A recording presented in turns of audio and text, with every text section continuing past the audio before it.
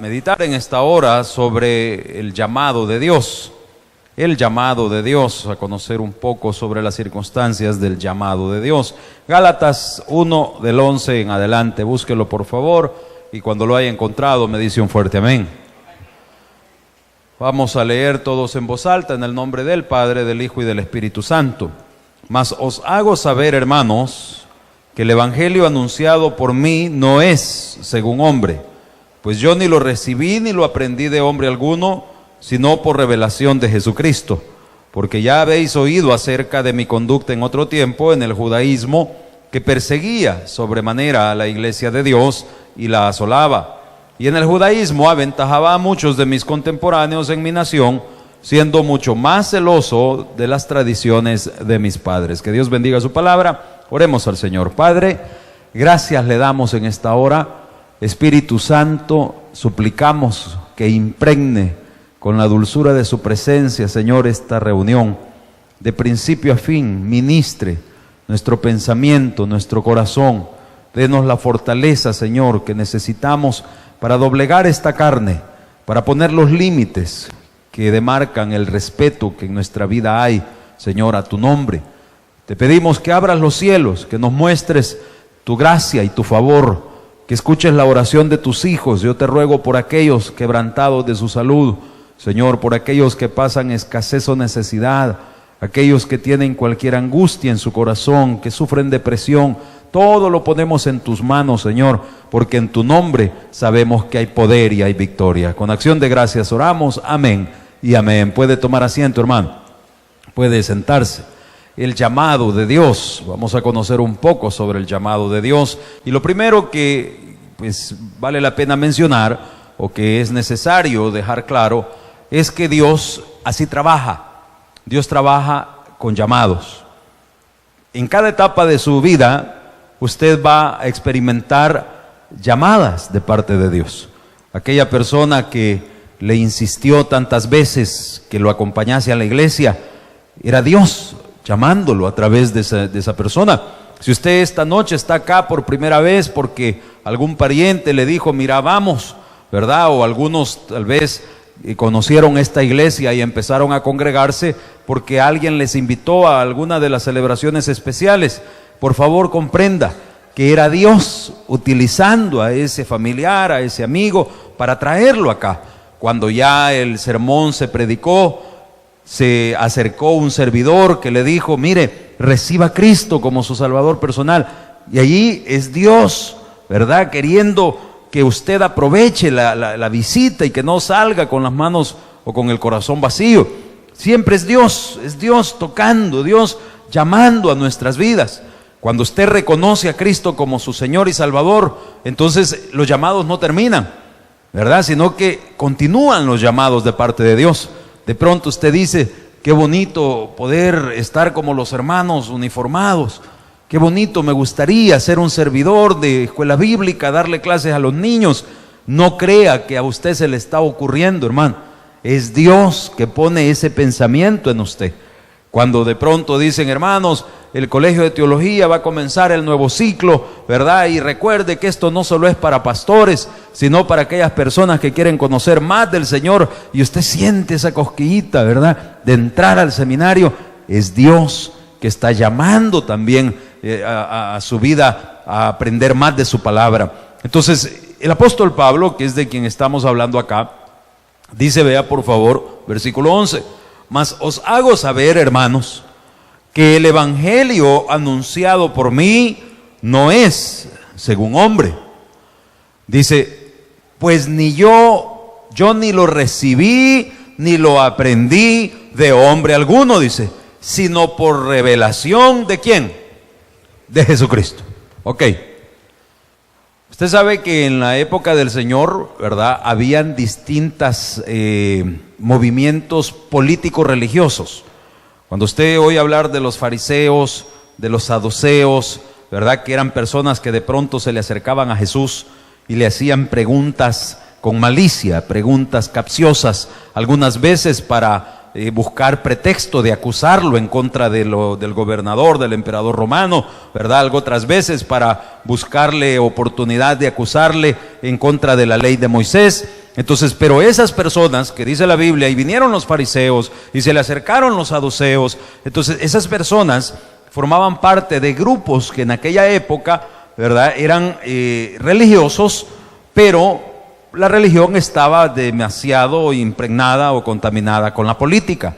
Los intereses de ellos, ¿verdad?, eran más que agradar a Dios o llevar al pueblo a los pies de Dios, era beneficiarse con los favores y las componendas de los políticos, como lo que nosotros vemos en nuestro tiempo, ¿verdad?, donde lastimosamente grandes pastores que uno pues considera que son personas de trayectoria, muchas veces se ponen a alabar a hombres antes que a Dios. Entonces, en aquel entonces venían a Jesús los fariseos, los saduceos, los esenios. Entonces esos eran partidos políticos religiosos y cuestionaban al Señor y ganaban adeptos, buscaban proselitismo como los partidos políticos. Tal vez usted le ha puesto atención que así le llaman cuando los partidos andan haciendo los mítines, andan haciendo proselitismo político. Y entonces ellos quieren ganar adeptos. Entonces, en la época del Señor, vuelvo y le insisto, esos partidos eran supuestamente principalmente de carácter religioso. Entonces se suponía que ganaban adeptos para Dios, ¿verdad? Pero pues ya le explico que no era así, pero se suponía que era así. Como las iglesias de nuestro tiempo, que andan alabando hombres y llevando a las congregaciones a emitir un voto a favor a cambio de un favor. ¿Me entienden? Entonces, personas que hacían proselitismo y que ganaban adeptos, pero en doctrinas de hombres. Entonces, a eso es a lo que Pablo acusa. Y dice, mi llamado no lo recibí de un hombre. Yo no seguía a ningún líder acá. Mi llamado lo recibí, dice el apóstol Pablo, de Jesús. Y usted se acordará que cuando Jesús comenzó su ministerio, ¿verdad?, se encontró a Pedro, se encontró a los demás hermanos de Pedro y todo eso, y a los demás apóstoles, ¿y qué les decía? ¿Verdad? Venid en pos de mí, ahora seréis pescador ¿de qué? De hombres. Entonces usted podría decir, ese es un llamado de hombre. No, porque era Jesucristo el que los estaba llamando. El ejemplo más claro del llamado de hombres eran los otros partidos políticos religiosos que ganaban adeptos, pero no con el propósito de llevarlos a Dios, ¿verdad? Porque la religión, al fin y al cabo, eso es. Usted ve el montón de religiones en el mundo. La palabra religión viene del vocablo, ¿verdad?, religare, que significa pretender unir al hombre de nuevo, religarlo con Dios. Son reglas de hombre. Unos dicen que para llegar a Dios es así, otros dicen que para llegar a Dios es asá, otros dicen que para llegar a Dios... Religiones, llamados de hombre, doctrinas de hombre. Y ahí es donde Jesucristo decía, estos, dice, le ponen más cargas a las congregaciones, cargas que ni ellos mismos son capaces de llevar. Porque le quieren enseñar que para llegar a Dios, ¿verdad?, hay que ser santo. Porque para llegar a Dios, usted tiene que primero llegar por medio de, con todo respeto se lo digo, de María, ¿verdad? Respeto a sus creencias, porque no quiero irrespetar sus creencias.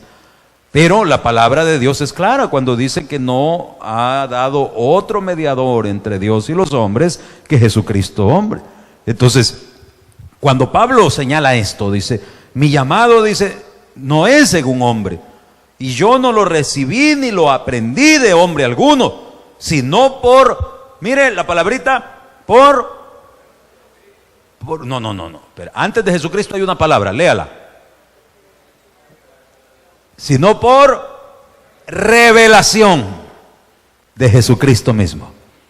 Así como usted está aprendiendo de la palabra de Dios. ¿Cuántos vienen a aprender de la palabra de Dios a Dios? Pero yo no le estoy enseñando.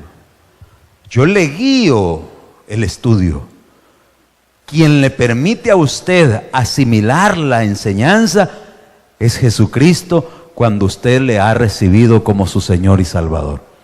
Si usted está esta noche acá sin Jesús, si usted todavía no ha recibido, nunca ha tenido esa profesión de fe verdadera, que usted le diga, yo te recibo como mi Señor y Salvador, entonces todo el mensaje a usted le va a golpear el corazón o el entendimiento y le va a generar la necesidad de recibir a Cristo. Eso es lo que le va a generar.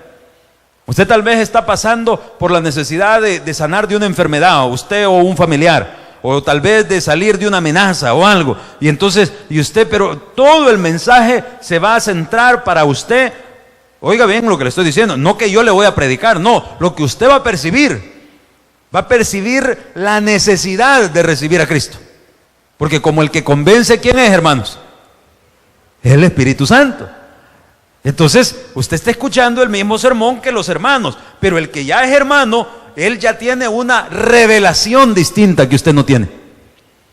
¿Y cómo hago para tenerla? Reciba a Jesús. Pero es que primero tengo que cambiar. ¿Cuándo vamos al médico? ¿Cuando estamos enfermos o cuando estamos sanos? Si usted cree que primero tiene que cambiar sus errores para poder recibir a Cristo, entonces, discúlpeme, usted no necesita a Cristo. Porque cuando yo reconozco que yo no puedo cambiar, ¿cuántos intentamos, hermanos, cambiar nuestros errores 1000 veces y nos dimos cuenta que no podíamos? Más nos tardábamos en querer cambiar que en que cometíamos otra vez el mismo error o alguno peor. Y así lo dice el apóstol Pablo.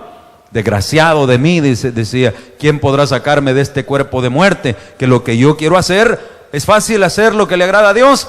No lo hago. Y lo que ya no quiero hacer, eso termino haciendo. Entonces, mis amables hermanos, cuando el apóstol Pablo hace reflexión sobre la revelación de Cristo, quiero que entienda que usted y yo estamos en la misma jugada. Estamos igual. ¿Cómo así, pastor? Vaya conmigo, por favor, a la primera carta de Juan. No me pierda el texto, porque vamos a seguir acá. Primera carta de Juan, capítulo 2, versículo 27. Adelántese en el Nuevo Testamento, buscando allá, llegando al Apocalipsis. Después de las cartas de Pedro, usted va a encontrar las cartas de Juan, primera, segunda y tercera. Entonces, ubíquese en la primera carta de Juan, capítulo 2, versículo 27. ¿Cuántos lo tiene? Primera de Juan, ¿lo tiene? Capítulo 2, versículo 27. Lea conmigo. Pero la unción, ¿qué es unción, iglesia? El revestimiento, la cobertura. ¿Ya? ¿Se ha fijado cuando dicen lo ungieron con aceite? ¿Qué hicieron? Se lo echaron encima.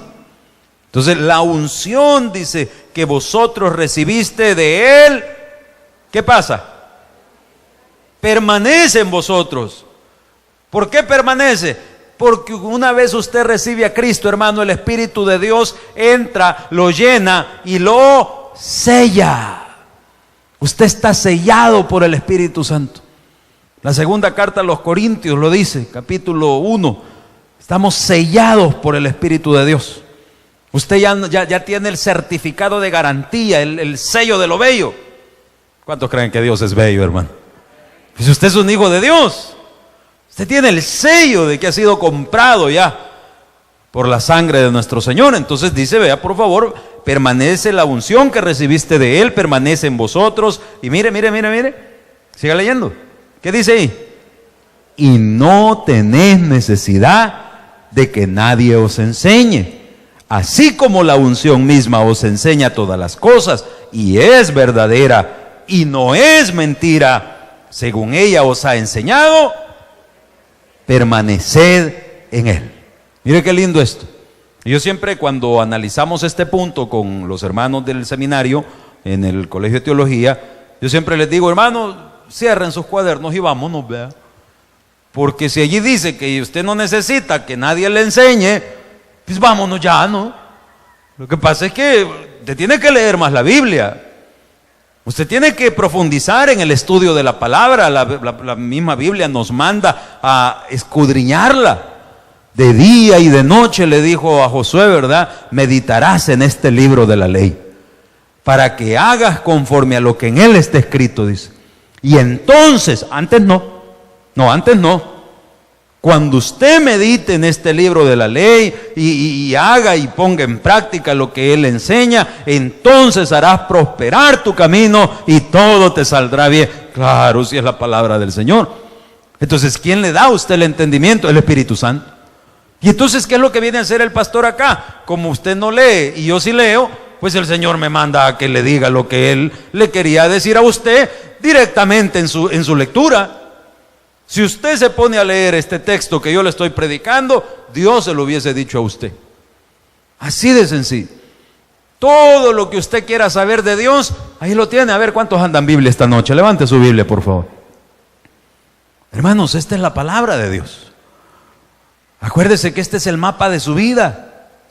La Biblia no es un artículo familiar, mucho menos un amuleto de la suerte, como algunos hicimos en antaño, de dejarla en medio de la sala, ¿verdad? Abierta allá en el Salmo 91, como que por eso nos iba a proteger de algo. No, Señor. La palabra de Dios es espada de doble filo, que corta y penetra hasta cortar las coyunturas y los tuétanos, pero eso es cuando usted se dispone, cuando usted le dice: Señor, enséñame, ilumíname, yo quiero saber, yo quiero entender esto. ¿Cuántos alguna vez hemos dicho: pastor, es que a mí me toca rebuscarme, ¿verdad? Yo soy esforzado y he andado en la rebusca. ¿A alguien le toca alguna vez ir a rebuscarse para poder producir, para poder pagar sus cuentas? ¿Alguien lo ha dicho alguna vez? Una palabra bien salvadoreña. ¿Sabía usted que la palabra rebuscarse, cuando se trata de lo financiero o de lo económico, no es para los hijos de Dios? Es una palabra que ofende a Dios. Porque la palabra que es de los hijos de Dios es esfuerzo. Esfuérzate, sé valiente, le dice. Como estuve con Moisés, estaré contigo. No te dejaré ni te desampararé. Pero también ahí es donde le dice de que, como dice la palabra, este libro de la ley, así meditarás en él de día y de noche y lo pondrás en práctica. Y en 6 días harás tu labor y el 7º se lo dedicarás a Dios. Y para todo hay tiempo. Usted tiene tiempo para trabajar y tiempo para adorar a Dios. ¿Está conmigo, iglesia? ¿Está entendiendo lo que estamos aprendiendo esta noche? Entonces, la palabra rebuscarse la dice aquel que muchas veces falta al culto porque tenía que ir a ver cómo solventaba su necesidad. Perdóneme, pero su necesidad y la mía la resuelve Jesucristo nuestro Señor cuando usted confía en Él. Bendito sea su santo nombre. Esto es así. Dios tiene un propósito en su necesidad. ¿Y cuál es ese propósito, pastor? Que usted vuelva a Él, que usted se acerque a Él. Un día me dice una persona: pastor, mire, me cayó esta llamada. Esa llamada que nadie quiere recibir, donde lo ultrajan, donde lo amenazan. Me dice: ¿qué hago? Mire, pues no sé, ¿verdad? Usted es la persona que tiene que descifrar lo que Dios está demandando de su vida. Pero, con todo respeto, pues yo le puedo mencionar que últimamente lo he visto bien fluctuante. A veces viene, a veces no. Pasa una semana, sí, 2 no. ¿Por qué no comenzamos por ahí? ¿Por qué no se afirma con el Señor? Usted ha visto la mano de Dios en su vida y ¿por qué no vuelve? Yo no le estoy diciendo que porque anduviera en un gran pecado, en una borrachera, no, la cercanía de Dios. ¿Por qué no comencemos por ahí? Dios le va a iluminar y le va a ir dando el entendimiento de por dónde va el problema. Hermanos, si nomás se dispusieron toda esta familia a volver al Señor, al siguiente día le estaban pidiendo disculpas. No, mire, nos equivocamos, no era con usted. Y usted podrá decir, ¿verdad? ¡Ay, qué suerte! Fue una confusión. No, confundido estaba cuando se había alejado del Señor. Pero cuando usted vuelve, hermano, es porque nosotros tenemos un Dios que es poderoso y que nos defiende de cualquier angustia y necesidad. Si Dios es con nosotros, ¿quién contra nosotros?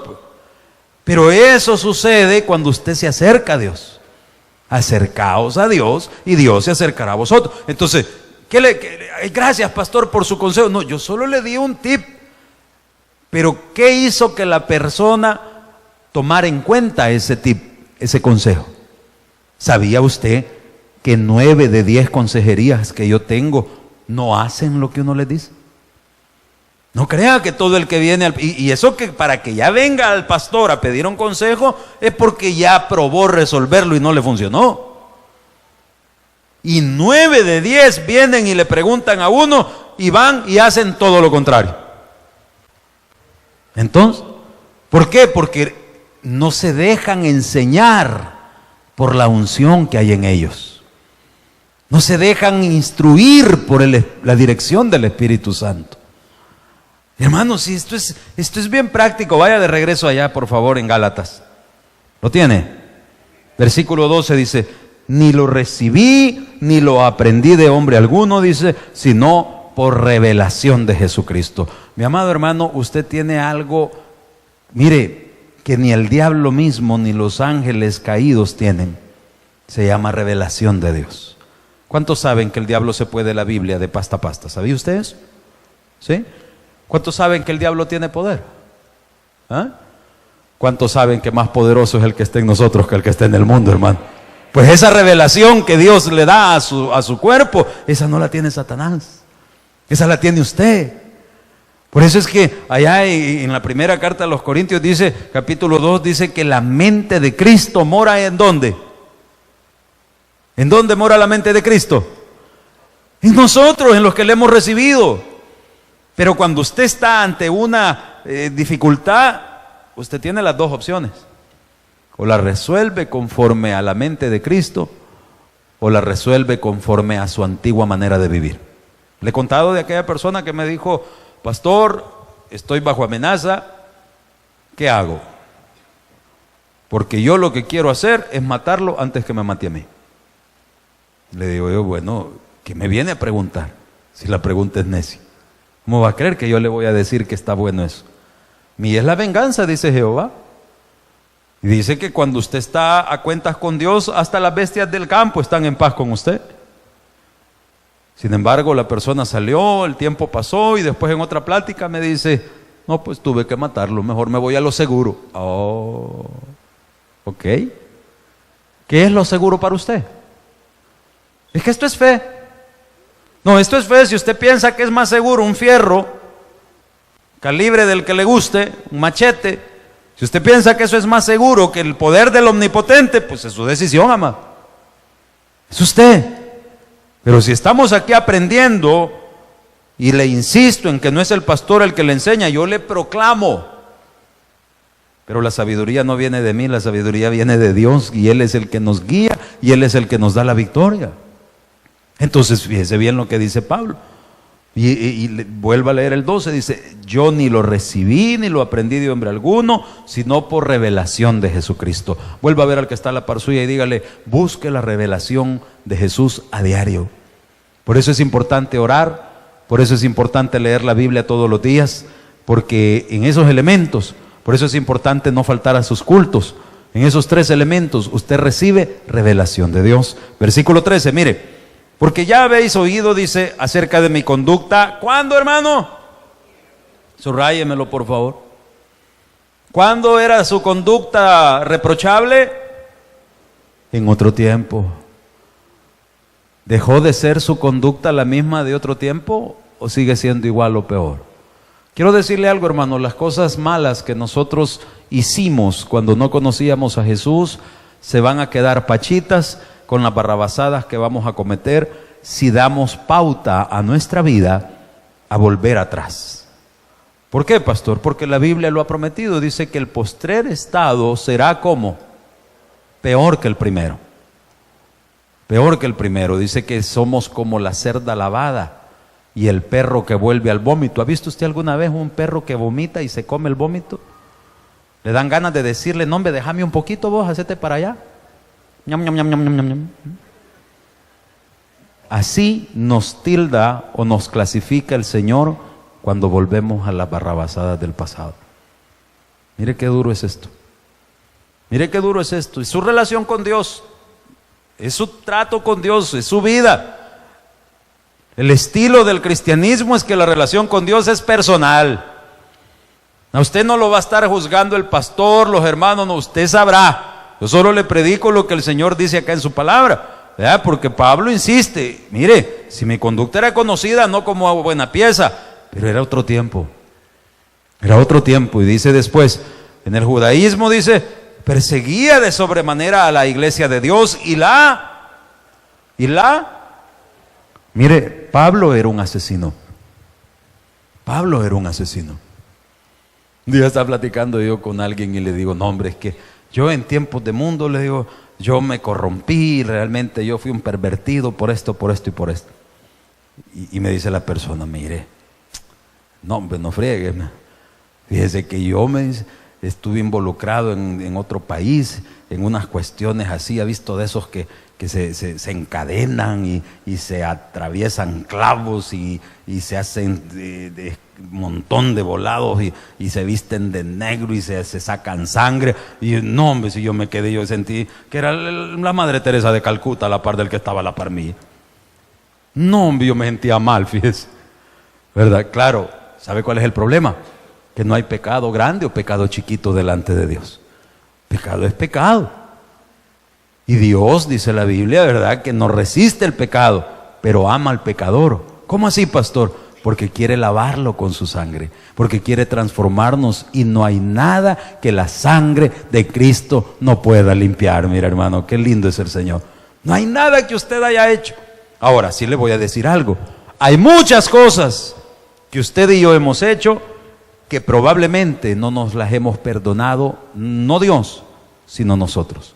Yo conozco muchos casos así, personas que llevan depresiones crónicas por errores del pasado que cometieron antes de recibir a Cristo, pero que no se lo perdonan, se reprochan, todavía piensan, dudan si son salvos. ¿Por qué? Porque Cristo ya te perdonó, pero tú no te has perdonado, hermano. Muchas veces hay mujeres, lo que sucede cuando alguna mujer es abusada sexualmente, existen dos extremos: o la mujer queda afectada, que no puede ni sentir que se le acerque un hombre, o sucede todo lo contrario, pierde su autoestima, se desvalora totalmente, ¿verdad? Y después lleva una vida pero desordenadísima, porque se está castigando a sí misma, porque subconscientemente cree que quizás ella tuvo la culpa, ella lo permitió y se desvaloró totalmente. Y entonces ya pues pierde totalmente su pudor, pierde su autoestima, ¿verdad? Entonces, sí, pero eso es antes, eso es pasado. Ahora somos nueva criatura, hermano. Ahora dice la palabra, como le decía Dios al pueblo judío, que Él nos había diseñado para estar arriba y no para estar abajo, para ser cabeza, hermano, y no para ser cola, para que vengan a nosotros a pedir prestado y no tengamos nosotros que andar pidiendo prestado. Ese es el diseño de Dios. Eso es lo que Dios quiere hacer de nuestras vidas.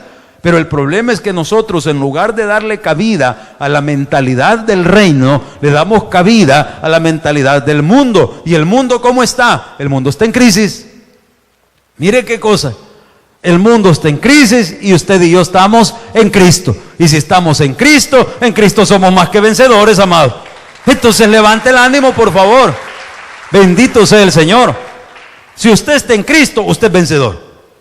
Si Cristo le ha perdonado, ya deje su pasado atrás. Ya deje de estar, ayúdese un poco. Ayúdese usted mismo. Si usted es de las personas que de repente se sientan y empiezan a recordar lo negativo, lo que sufrió, lo que dolió y no salen de ahí, hermano, usted solito está vituperando el sacrificio de Cristo. Porque habiéndonos dado Él una nueva vida, habiéndonos dado Él la victoria, nosotros queremos seguir como que si no tuviésemos esperanza. Y la esperanza nuestra, dice la carta a los Romanos, que nunca nos dejará avergonzados. Mire qué lindo es el Señor. Entonces vuelva acá. Dice, vea por favor, en otro tiempo, dice, yo asolaba la iglesia. Pablo era de lo peor, hermano. Versículo 14. Y en el judaísmo aventajaba a muchos de mis contemporáneos en mi nación, dice, siendo mucho más celoso ¿de qué? ¿De qué, hermano? De las tradiciones de mis padres. Fíjese bien, por favor, si usted ha venido a aprender, póngame atención. Acaba de decir Pablo, ¿verdad?, de que en otro tiempo él era un asolador, él era un asesino. Pablo, desde que estaba cipote, era sádico. Cuando apedrearon a Esteban, a uno de los primeros diáconos, que lo apedrearon por proclamar la palabra del Señor. ¿Quiénes lo apedrearon? Los religiosos de la época. Y ahí estaba Saulo, que era el nombre original. Y en aquel entonces él era un cipote. Y dice la palabra, dice la Biblia, allá en el libro de los Hechos, que mientras aquel gentío apedreaba a Esteban, entonces Saulo les tenían las mochilas y las cosas de los apedreadores. Y Saulo, dice, consentía en su corazón lo que estaba pasando. Se gozaba. Hay gente que está tan trastornada que no tiene ningún dolor por el sufrimiento ajeno, que no tiene ningún sentir humano, sino que se deleita en ver el sufrimiento, se deleita en ver que estén matando a alguien. ¿Ha visto esa gente en los Facebook que comparte niños con tumores, con cosas horribles y dice, si oras por él, dale like? No, señor, deje de estar compartiendo esas cosas. Eso refleja que usted es un sádico. Si usted anda con... ¿Cómo va a creer que le va a gustar ver eso? Ay, no, pobrecito, compartámoslo para que todos lo vean. ¿Y en qué le ayuda eso? Eso no le ayuda en nada. Si le llevas una oración, dale like. Esas son tonteras. Y en la persona que lo está publicando se le llama sadismo. Es una aberración psicológica en la que a usted le gusta publicar el dolor. No crea que es ninguna buena cosa. Hay casos duros en esta vida, pero no son para que se haga carnaval y se exhiban ese tipo de sufrimientos. Si realmente quiere usted hacer algo por su prójimo, vamos a ganar almas el domingo, porque son almas que se van a ir al infierno, porque no se levantó el cristiano para ir a decirle, mire, Cristo le ama, reciba a Cristo, Él murió por usted en la cruz de Calvario. Si no es una astralidad la que va a ir a hablar. Hay personas que dicen, es que yo no sé qué es lo que voy a decir, yo no sé qué es lo que voy a hacer. Hermano, solo hable de lo que Cristo ha hecho en usted. ¿Cuántos hemos visto la mano de Dios en nuestra vida alguna vez? Pues eso es lo que usted va a ir a hablar. Pero no, somos fieles a las tradiciones, ¿verdad? Somos malacates, pero pensamos que por la religiosidad con eso alegramos a Dios. Eso dice Pablo. Era perseguidor de la iglesia, dice, pero yo era celoso de las costumbres y las tradiciones de mis padres. Qué absurdo, ¿verdad? Qué absurdo ser una persona tan religiosa, pero tener una mente y un corazón tan podrido. Claro, ese es el absurdo de las religiones. Ese es el problema cuando usted no se dispone a aprender de la enseñanza que le da el Espíritu Santo en los cultos. Yo les contaba, y lo digo con mucho respeto para mi hermano José. Estuvimos, fue el entierro, nuestra hermana Cecilia murió el viernes, gracias a los hermanos que apoyaron y fueron a visitar. Muchos quisieron ir y no se dieron cuenta porque sucedió que todo pasó hasta que ya el culto había terminado, casi no tuvieron oportunidad de saberlo. Pero para el entierro yo tuve una michiripiolca que yo le pido perdón a Dios y a mi hermano José porque problemas míos de temperamento. A mí me molesta ver que la gente camine detrás del ataúd. Yo eso no lo soporto. Y me ha tocado vivirlo 2 veces con gente de mi congregación. Porque cuando una persona se le muere a usted, pues usted es el dueño del muerto, ¿verdad? Ahora, cuando nosotros vamos a una vela donde sabemos que el hermano que nos invitó no es el dueño del muerto, nosotros vamos, nos paramos a la par del hermano y a los 10 minutos nos vamos. ¿Verdad? Porque ya el muerto o está en la presencia de Dios o está en el chimbolero, una de dos. El que está doliente, el familiar, pues claro que se siente y sufre, amén. Entonces vamos y aquí estamos, ¿verdad? Porque es consuelo en el Señor, y ya. Pero cuando usted ve que va la tanatá de gente detrás del muerto, primero eso se llama remordimiento del que va caminando. Y en vida, ¿qué le decía? Dios tal por cual. No, no es payaso. ¿Sabe qué son esos? Son costumbres, tradiciones de la gente que no conocen la salvación. No, es que hay que pegar una gran asoleada aquí, ¿verdad? Para demostrar que queríamos al muerto. ¿Qué es eso? Más ridículo. Y cuando es la mujer la que va detrás del muerto y va con el a moco tendido chillando, es el remordimiento de las veces que le puso los cuernos. No es otra cosa. Mire, mi abuelita murió. Ella vivía en Guazapa. Estoy hablando hace un par de años. Usted ni cuenta se dio. El pastor, había un pastor aquí que ya no está y él me llamó y me dice, pastor, queremos acompañarlo. No, hermano, gracias. Ya mi abuela ya murió.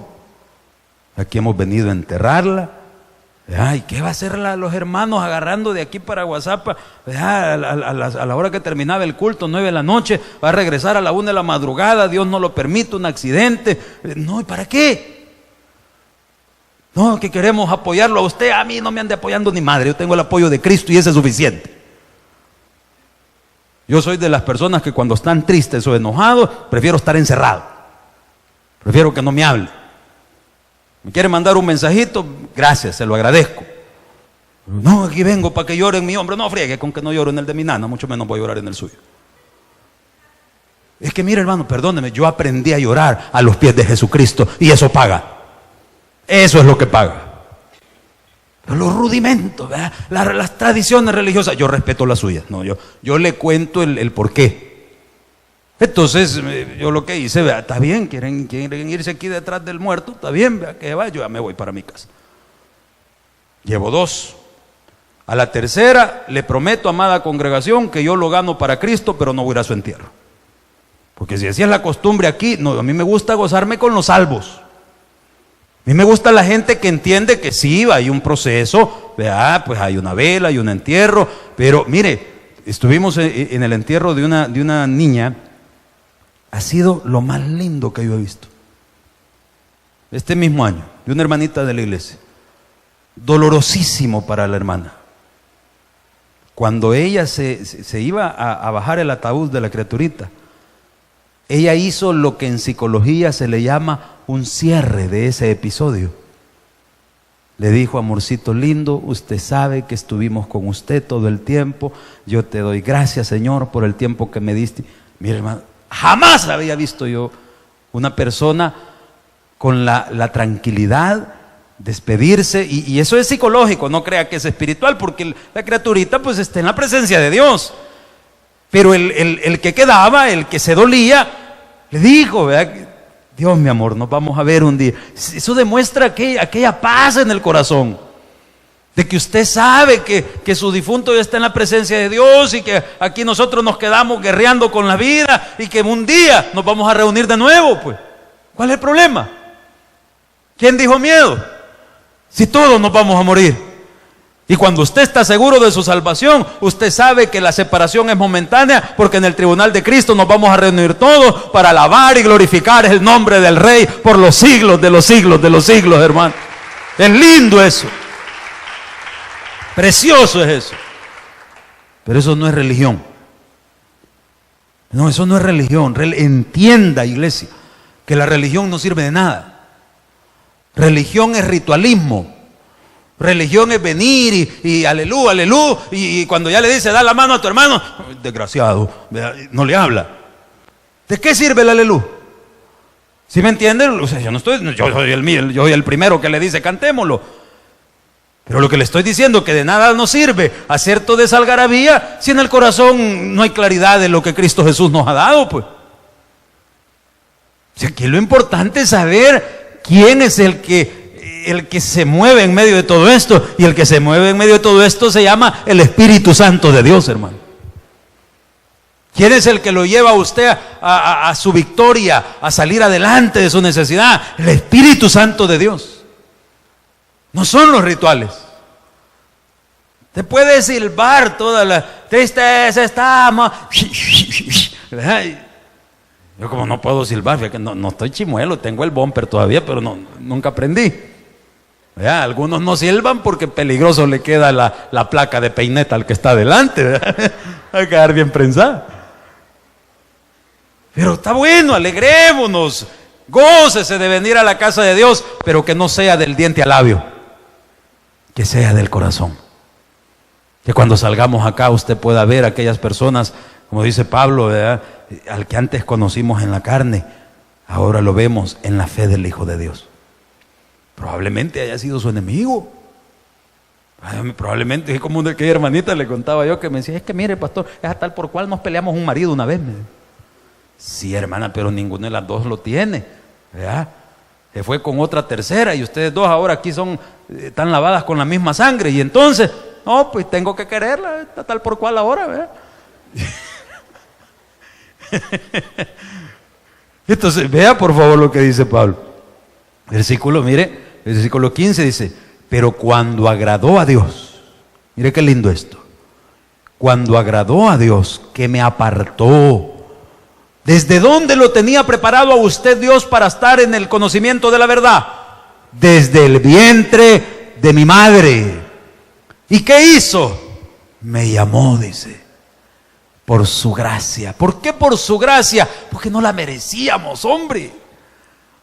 Porque lo más vil escogió Dios. Amado hermanos, su pastor no es el pastor más santo en la carne, jamás. Pero fíjese que como yo sé de qué lado patojeo, hoy me toca predicar lunes, martes, miércoles, viernes, domingo, mañana y tarde. Y usted podrá decir, ¿verdad? Ah, sí, pero si solo se para y se pone a hablar, ¿cómo que soy político? No friegue. No, tengo familia. Hoy se me fue la mujer, estoy cuidando a los 3. Entonces, no crea que es fácil. Ahora no me estoy conmiserando, ya le dije que no es mi estilo. Solo le estoy diciendo que si yo puedo, usted también puede. Porque si vamos a hablar de errores, aquí está el primero. Pero una cosa sí le puedo decir yo a mi Señor delante de usted: en 17 años no me he movido de aquí. Y me han ofrecido bonitas oportunidades. Este año ha sido de muy bonitas invitaciones, ¿verdad? De ir a abrir iglesia y todo. No puedo. ¿Por qué? Porque yo no vine aquí porque yo quería. A mí me trajeron aquí para predicarle a usted. Un día, si Dios decide, pues va a ser Él, pero yo no. Yo ya desempaqué mis maletas. Fíjese que en la iglesia del pastor Amílcar, el que estuvo un domingo acá, hay un muchacho que bueno, papá le dice a él, pues yo pensaba que era el hijo. No son nada, lo que pasa es que es un muchacho, pero aguerrido para trabajar en la obra. Pastor Amílcar, ya usted lo vio, es un hombre ya mayor, y pues el trajín, trabajan ellos allá con su esposa y están pastoreando, y entonces se cansan. Y este otro muchacho, pues es el que le sostiene el hombro. Y yo dije en uno de los sermones, ¿verdad?, que este hermano, se llama René, que el hermano René era el Josué que Dios le había dado a Amílcar. En la cena, cenando estábamos, hay otro pastor que es más nuevo en esa obra, que es metido. Pero gloria a Dios por los metidos, porque esos son los que reciben las bendiciones de Dios. Es metido con Dios. Full trabajador y canta las alabanzas y allá anda el hermano. Y entonces me dijo en la cena, si ya está dado el Josué, me dijo, pero todavía está la plaza de Caleb, me dijo. Entonces yo dije, se picó este loco, ¿verdad? No, pues le dije yo, sude la camiseta, que eso es lo que se necesita, ¿verdad? La obra de Dios es tan grande que nunca estamos cabales. Si aquí necesitamos gente que piense y que trabaje para cómo hacer crecer el reino del Señor. Y entonces pasó eso, ¿verdad? Y quedó como una plática agradable entre hermanos y pastores. Hoy me escribe el Caleb y me dice, mire pastor, deme un consejo. ¿Qué le pasa? Fíjese que se rumora, me dice, que quieren abrir otra obra en Los Ángeles. El tabernáculo de Los Ángeles es lo más grande que hay. Y el pastor de ahí es bastante problemático, ha hecho un montón de cosas. Es el que les cuento yo que el domingo hay culto y el sábado hay baile, chupa y todo, y a veces los hermanos van saliendo del culto y van encontrando las botellas de la fiesta que estuvo la noche anterior, porque lo que hacen es alquilar la iglesia, alquilan el local, para que tenga una idea, ¿verdad? Entonces viene y me dice, quieren abrir otra obra ahí, y entonces se rumora de que me vayan a mandar a mí. Es más, el pastor Acuña, que también vino acá, el de San Francisco, dice que viene con una carta del pastor Junior para que yo me vaya y que no sé qué. Entonces le digo, mire hermano, usted conoce, porque él estuvo trabajando con Nicky Chávez en Santana y con Roger Barahona. O sea, él ha estado trabajando en iglesias grandes. Y le digo, usted ya conoce el trabajo de las megas, así le llaman a los templos que construyó el tabernáculo. Nunca le regalan una mega a nadie. Todos venimos y mordemos el polvo. Y si a Dios le place en su misericordia, se levanta la obra. Y Dios es el que se glorifica. Entonces le dije yo, Usted dijo un día que usted era el Caleb de Amílcar. Estaba hablando paja. Hermano, piense bien quién es usted y qué es lo que realmente está haciendo en esa obra. Si usted es el Caleb del pastor Amílcar, deje de estar pensando babosadas. Y si usted cree que le van a regalar una mega en Los Ángeles, pues mire, ya no pierda tiempo, váyase ya, hombre. Más que está haciendo estorbo. Y si mis palabras le suenan ásperas, gloria a Dios le puse. Ya me puse, gracias pastor, afirmó lo que yo estaba pensando. Entonces aquí me quedo y ya no pienso nada. Es lo mejor que puede hacer. Le recuerdo una frase de mi pastor general: no se mueva, hombre, no se mueva. Se los traslado yo a ustedes. ¿Cuántas iglesias usted ha conocido que han tenido problemas? No van a llegar a cambiar al pastor. Deje de estar orando para que el pastor se caiga. Cuando Dios se tope de cuerda, Él es el que va a obrar. Pero como dice la misma palabra, dice que gloria de Dios es encubrir el secreto, dice. ¿Por qué? Porque cuando se sacan los errores de un pastor, lo que es dañado no es el nombre del personaje. ¿Qué es lo que se daña? ¿Qué es lo que se daña, iglesia? Es la obra. Es la obra. Ah, pero ¿cómo va a creer que va a estar ese hombre ahí? Y que es algo suyo, pues. Si usted, el pastor general decía antes bien seguido, ¿verdad? Usted viene a beber de la fuente, no viene a comerse el chorro. Si la palabra que usted recibe le fortalece y le edifica, gloria a Dios, amado. Pero de ahí para allá, el peor error que usted puede cometer es poner su mirada en el hombre, porque la Biblia dice: puestos los ojos en Jesús, Él es el autor y consumador de la fe. Démele un aplauso al Señor, por favor. Gracias, Señor. Te pedimos por el que no te conoce, si habrá